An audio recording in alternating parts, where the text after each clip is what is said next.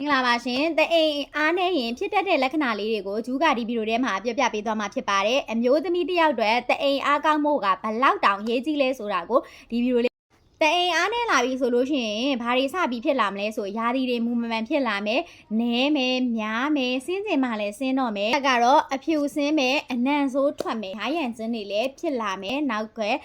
နံပါတ်3အချက်အနေနဲ့ကတော့တအိမ်တွေအောင်လာမယ်တအိမ်တွေကျလာမယ်ပေါ့လျှောက်တဲ့အခါမှာတောင်မှနာကျင်မှုကိုခံစားရတဲ့အထိဆိုးဆိုးရွားရွားကြလာမယ်တအိမ်က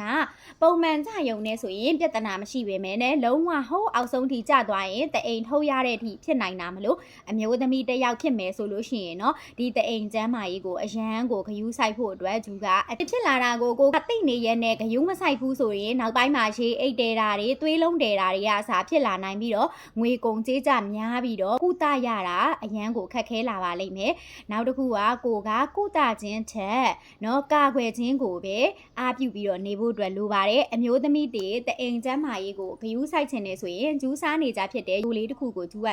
ပြောပေးမယ်ပေါ့နော်ဟော်ရီရှားယိုလေးကိုဆိုရင်ဂျူးဆိုရင်ညစဉ်ညတိုင်းစားပေးတယ်သူကရာသီမှန်စေပြီးတော့တအိမ်ကိုအားကောင်းစေတဲ့အဖြူစင်းရရန်ခြင်းတွေကိုလည်းတက်တာစေတာဖြစ်တဲ့အတွက်ဂျူးကတော့ညစဉ်3စိုးမှီဝဲပေးပါတယ်အသက်ထမင်းစားအစာရေးစားစားရတဲ့အရွယ်ကနေစပြီးတော့အသက်နောက်ဆုံးထိပေါ့နော်ဘယ်ချိန်ဖြစ်ဝါနိုင်တဲ့အထိစားလို့ရတဲ့ယိုလေးဖြစ်တဲ့တဘာဝတိုင်းရင်စေးဖြစ်တာကြောင့်မို့သွေးဆုံးကင်ဝေဒနာတွေဆိုရင်လည်းစားလို့ရပါတယ်သွေးဆုံးကင်ဝေဒနာကိုလည်းတက်တာပြောက်ကင်းစေတယ်ကျူတို့ရဲ့ယိုလေးဖြစ်ပါတယ်